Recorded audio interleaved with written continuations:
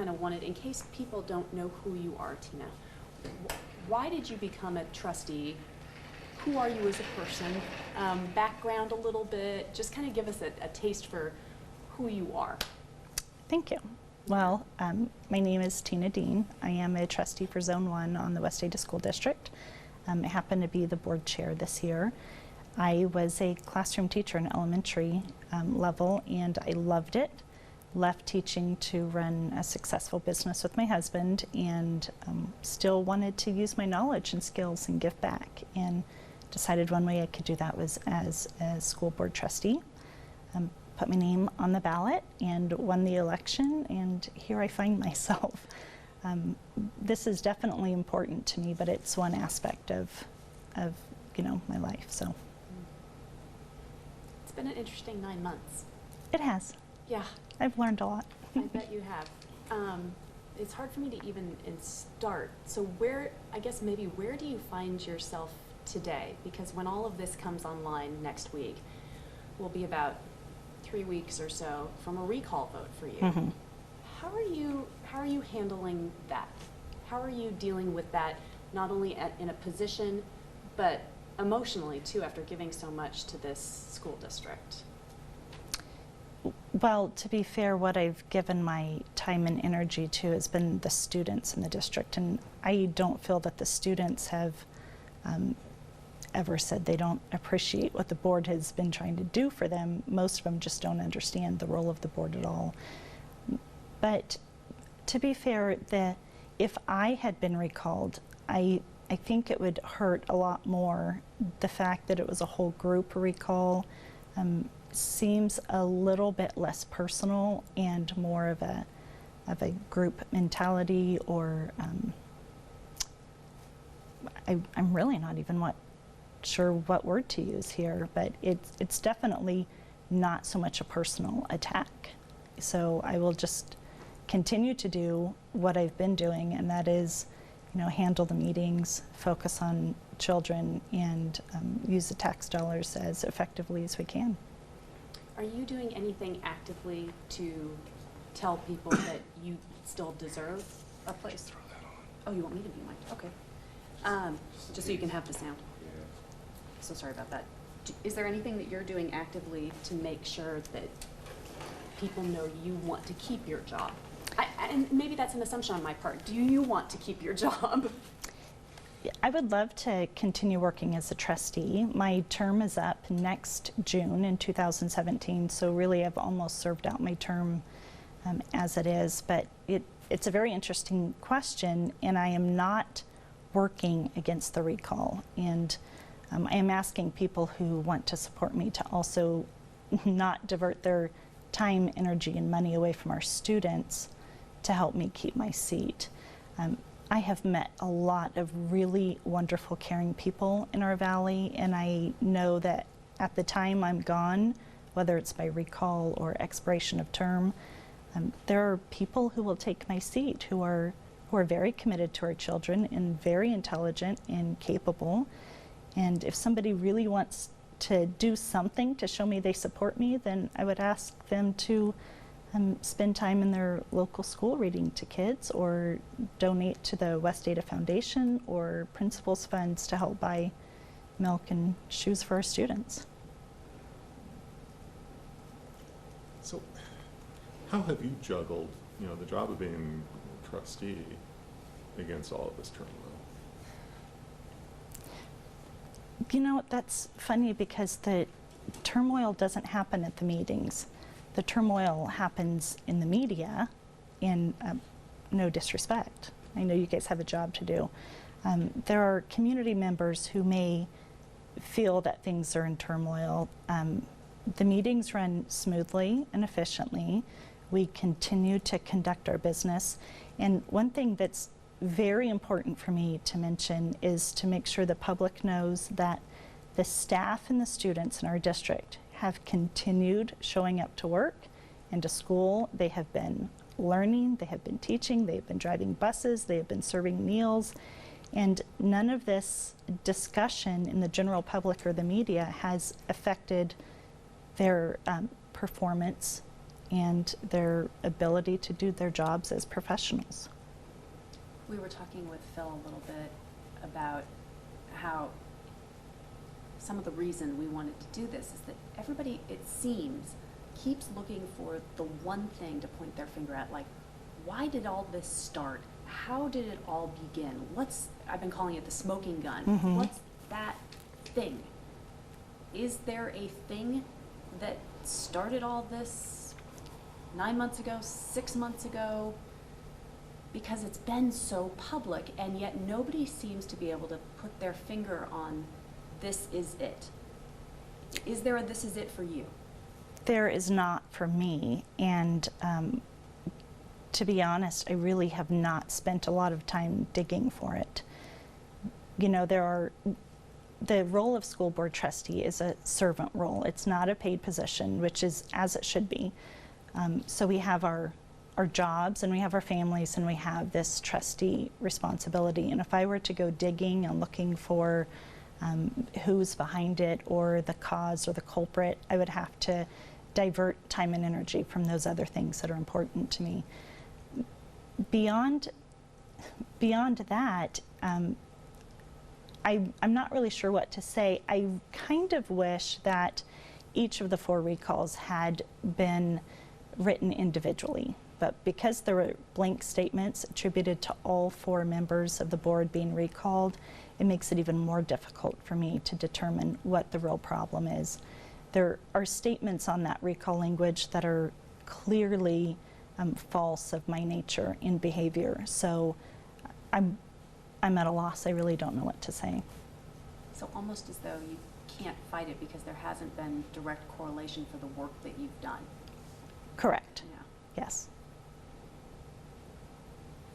Take me back to Dr. Linda Clark's announcement of her resignation, her leaving. It was very public, with the media called in. Were you surprised by that announcement? Did you have a heads up it was coming? Where did things stand on that day for you? I did not have a heads up, and I was surprised. And beyond that, that was a decision made by an individual, and those questions would be best directed to her. Take me forward to Dr. Rannells and finding her and deciding on her quite quickly. Do you think, did anybody give you pushback that it was too soon to put a new superintendent in place? Yes, actually, some, I believe it was members of the recall group, were thinking that we were moving too quickly. However, it was not my choice to have an opening in the superintendent position in the middle of a school year. I would have preferred to have a long overlap if we were going to have, you know, a changing of guard, if you will. And I was surprised that we were able to find somebody who was so highly qualified and highly respected throughout the state and the valley, who was available and interested in the position. So as somebody once told me, if you have the first round draft pick and the MVP, you know, player or the Heisman Trophy winner available, you don't go home and think about it for a few months. So I've been very pleased with Dr. Rannells. I think she has been accepted into the district by parents and staff, by lawmakers and state leaders, and she's willing to work on the success that the district has already achieved and move us forward. Is there, do you, having served now under these 2 very different two superintendents, what are the differences? And what have you seen in change in only the few months that Dr. Rannells has been in place that you think really is good for the district to move it forward? Well, I don't know if I can answer that fully, because Dr. Rannells, of course, came in a time of uncertainty, and there was, you know, constant talk in the media and the community about whether or not, you know, she would be able to handle it, or whether or not we would be able to find somebody to handle that situation. I think routinely, whenever you change leadership, whether it's in a corporation, a school district, there's always the possibility for change. and you're able to look at every program and every situation with fresh eyes and determine, number one, if it's the best benefit for our students, and number two, if it's the best use of money. All of us, just because of human nature, when we've been working with something for a long time and have found it successful, are unlikely to look for a replacement if there's a better alternative. So I would say just the change by change nature gives us an opportunity to look at programs, find better programs, and spend less money. So are there any examples of programs or expenditures that the board has looked at differently because of Dr. Reynolds' presence or prodding? Nothing has been brought to the board yet, but I do know that the district administration is in the process of setting the budget, and they will bring that to us. And you know, in that process, especially with the class fee issue, they're looking at everything to determine if it's the best use of our money and if it's a benefit for the students. So you'll see changes perhaps in the budget proposal? I would expect so. What do you hail, Tina, as when you look back on your career, whether or not it moves forward past Mhm. May? What do you say, you know what, that was really good. We did a great job. Are there things that you pinpoint that you think, you know, that was a good board decision in the last couple of years? Well, I'll give you one seemingly small and one larger, at least to me. We had given the MAP test, which is a standardized test. We gave it in the spring and the fall each year, and the staff used that to show growth data, how much a student grew over the course of a year. Really good information. And we also gave the ISAT, which is now the SBAC test, in the spring. So every spring we had our students, I believe they were over-testing. There were just hours and hours and hours of testing, particularly for our younger kids, and quite frankly, it broke my heart. So early this year, we did away with the spring assessment for the MAP test. So our teachers still give it in the fall, so they can show student growth from fall to fall, but we've saved money by not giving it in the spring, and we've relieved our students of some of that burden of extra testing. Because the SBAC has to be done, Right, right? Am yeah, I no remembering choice this on correctly? that one, And Yes. MAP is something obviously the district could choose to. Correct. Okay. Mhm. And So you lose the longitudinal from fall to spring, but you at least have fall to fall. correct.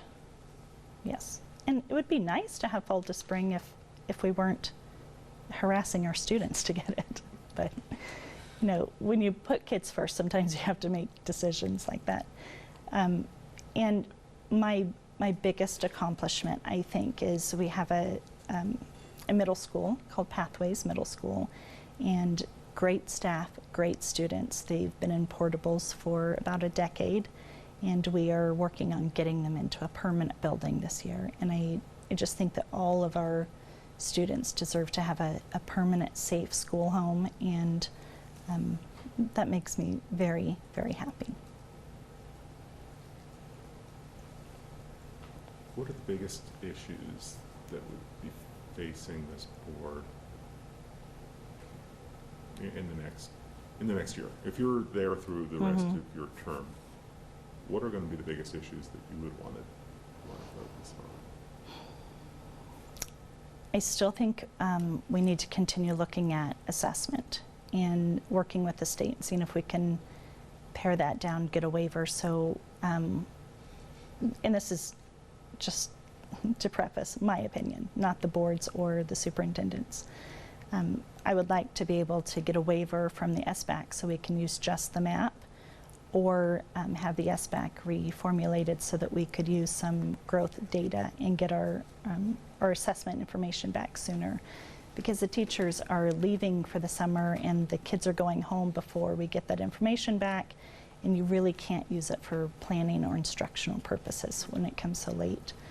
So either go back to the MAP by getting a waiver from the SBAC, or get the SBAC results in a timelier manner. Yes. Is it more so for you the idea that they're not coming back in a timely manner, or do you not like the test itself, or a little bit of both? You think the MAP is a better assessment? Well, I think it's a little bit of both. One thing that we had available in the MAP assessment was the ability to give probes throughout the year. So if you had a struggling student, you could give them mini assessments throughout the year to track their progress, and the teachers could use that to determine if their teaching methods were working and if the student was gaining or losing ground. So that stuff is very important at the classroom level for the teachers to be able to use to affect the individual student's education. And beyond that, we had a resolution with Idaho School Boards Association that did not get taken to the floor this year. And it was simply asking the legislators to please look for a way that's more stable, that we can begin to pre-fund our building projects that we need. The way it sits right now, our schools have to become overcrowded, and then we pass a bond to build a building, and our local taxpayers are feeling overburdened and like we're in their pockets all the time, which I understand. And there has been talk recently about growth in the valley paying for the schools that are needed. So I would like to be able to look at that next year, work with the legislators, and see if we can make a move on that. And it's like an impact fee, but I've heard it called impact fees, and some people don't like that language, so I'll leave that for the state lawmakers to decide what they want to call it.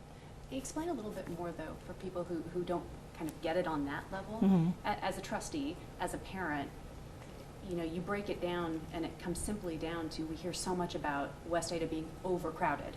That's Right. the word that continually is being used, that they, you know, you're overcrowded, we've got to build more schools. What do you hear? And is there any way to get around that problem if this isn't done at the state level? You're kind of put in a box. I think it really needs to be started at the state level, and the state has to give the districts options to choose from at the very least. Our problem locally in Meridian right now is, in the past we've had homes that have gone up very quickly, and people that have filled those homes with children before we could get a school built or a bond passed to build a school. And once we pass a bond, it's 5 years to build a high school. And you can't ask people to pass a bond until there's already a need. So that's a lot of years of crowding. Right now and in the future, we have a lot of multifamily housing units going up in Meridian, apartment buildings, duplexes, and that is going to increase our student population in these schools dramatically and exponentially. So So at this point, you just continue to fight that word overcrowded, right? Because that's pretty much what you have to do. Yes. What I'm hearing is Yes. basically shove kids into schools to the point where everybody sees it and then everybody passes the bond. Correct.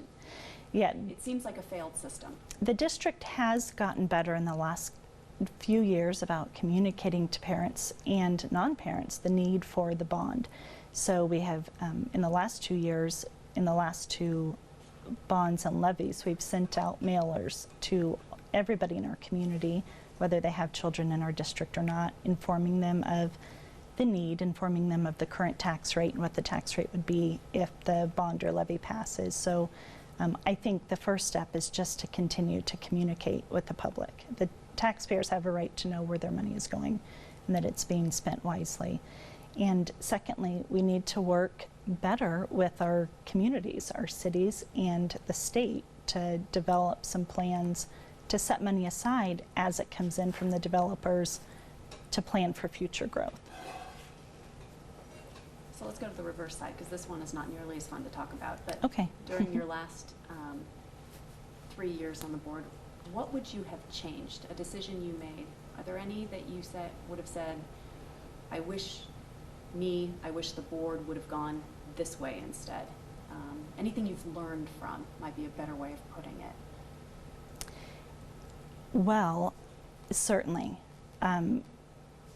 The largest problem at this moment is I wish that I had not relied on others to know the information that I needed to know early on.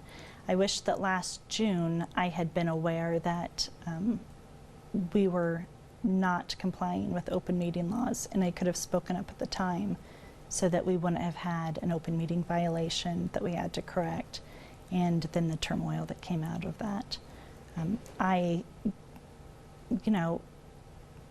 I just trusted, I guess, that we were doing the right thing because everybody thought we were doing the right thing, but we all have responsibility to make sure that we follow the law and the requirements set forth by us. So that's one thing. I have to wait for Kevin to finish talking. No, I'm sure he gets. Otherwise, I could just keep asking questions and he never gets a word in edgewise. You were saying before that you feel like the meetings have still been pretty smooth, Yes. the board meeting, but are there any topics that you feel like you've had to set aside as a board because there's turnover on the board, there's turnover in the administration, there's time, there's been contentiousness within the board. Are there important conversations about education that have had to go, that have had to be set aside? There has only been one. And I will start by saying that any important conversation that comes before that board is important for our staff and our students, and we don't have a right to set it aside. We need to act on it. That's our responsibility. That being said, the one decision that I have set aside until June or July is continuing membership in the Idaho School Board Association. And I just felt that it was most appropriate for the board sitting in June, whoever that may be, whether it's the, the 5 of us that were there at the time or new members, to make that decision, because it would be membership for the following year in the Idaho School Boards Association. One of my concerns with it was that we had that legislation that was really good for students and really good for taxpayers that we couldn't get moved forward. And You're frustrated that ISB didn't do enough with it? I was really frustrated that the political climate took precedence over what's best for taxpayers and students.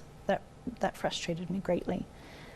Secondly, I have heard a lot of conversation concerning the recall about the participation of the Education Association.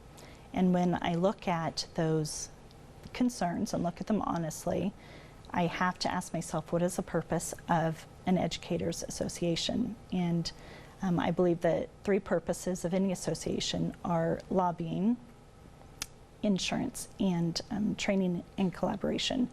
The ISBA also gives us those 3 legs, or those 3 tenets: lobbying, insurance, and collaboration and training.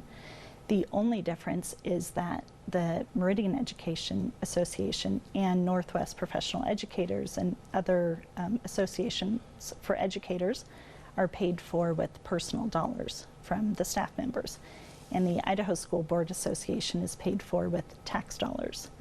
So it might not be an issue, but I just really needed to consider that and give that some serious thought for a while and make sure that we were truly spending our taxpayers' dollars in the way that they felt was most appropriate.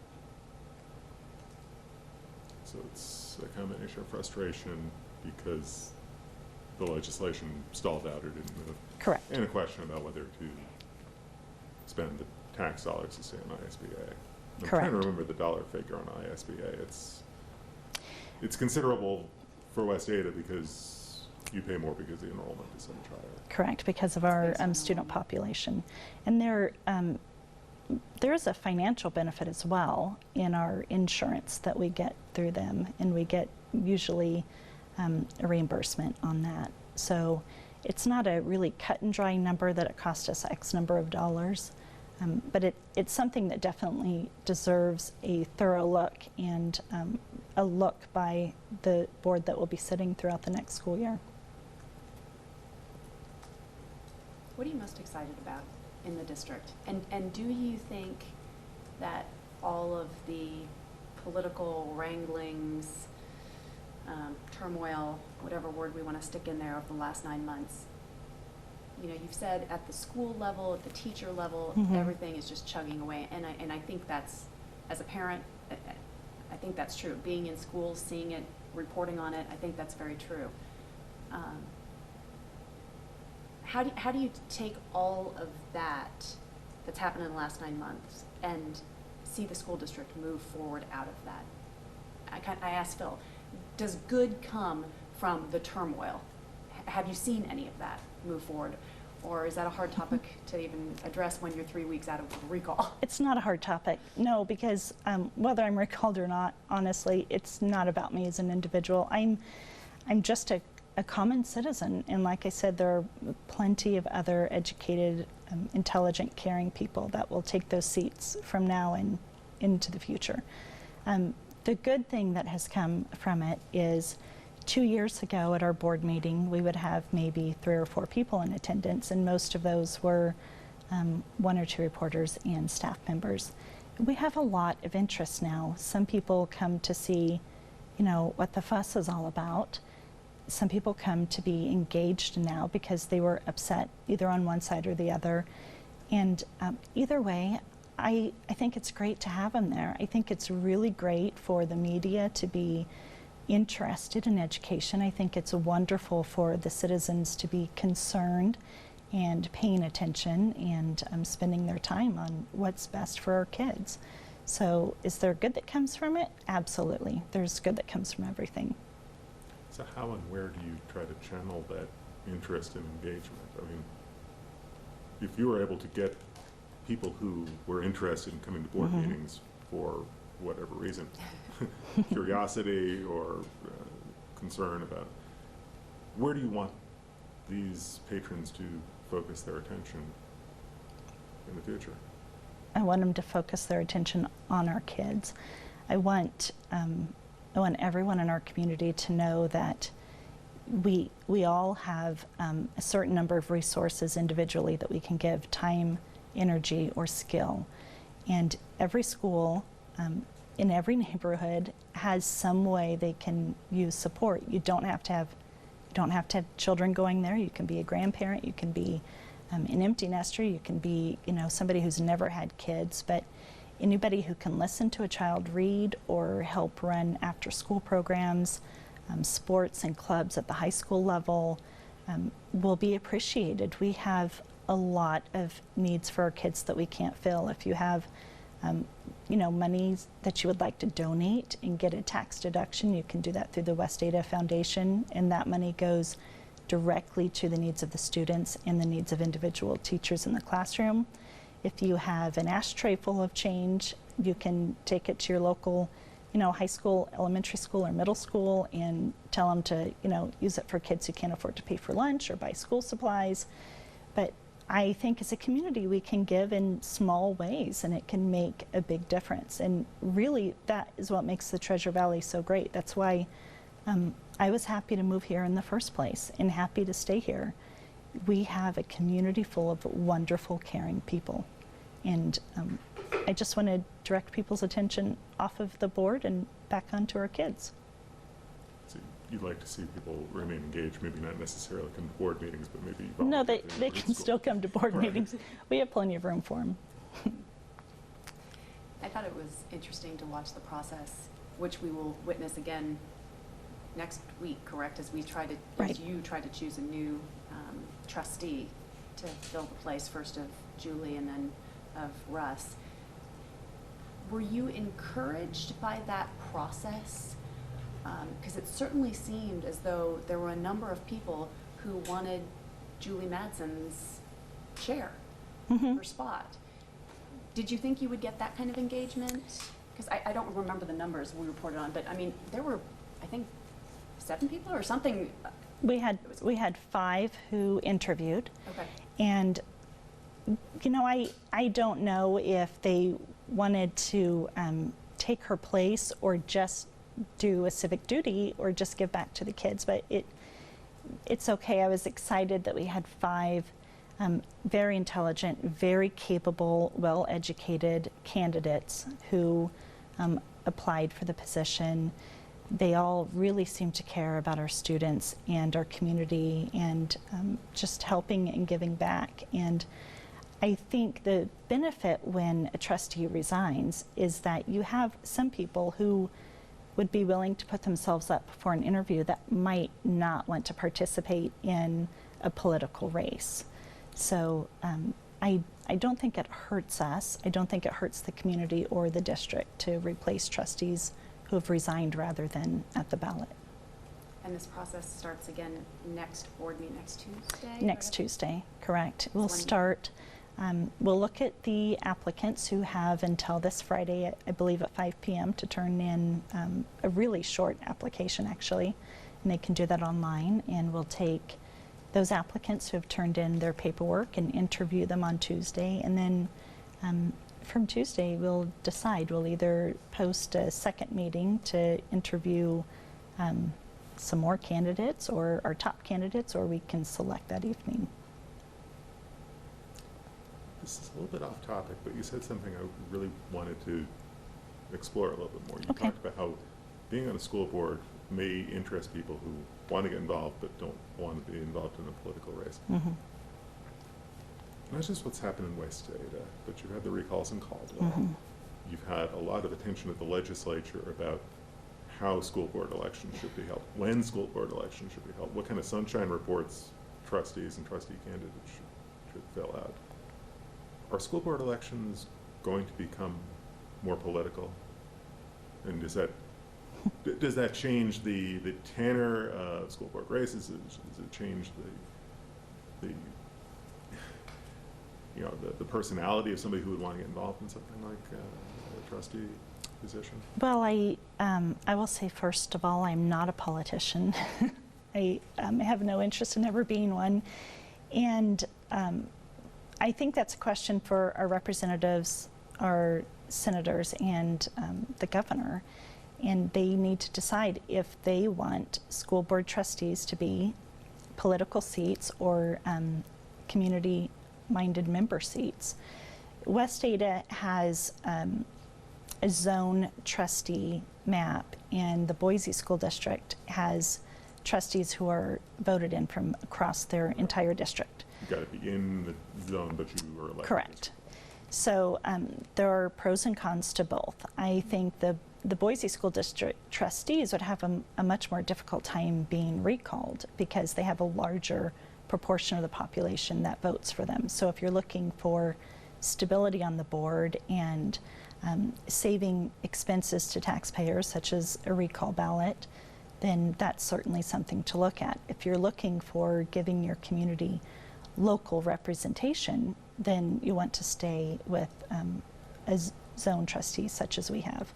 With that being said, I don't think West Ada has enough trustees. I think for as large of a population and as large of a demographic footprint and geographic footprint that we have, it would be more appropriate for us to have 7 or 9 trustees on the board. We have very distinct communities that we serve that share trustees.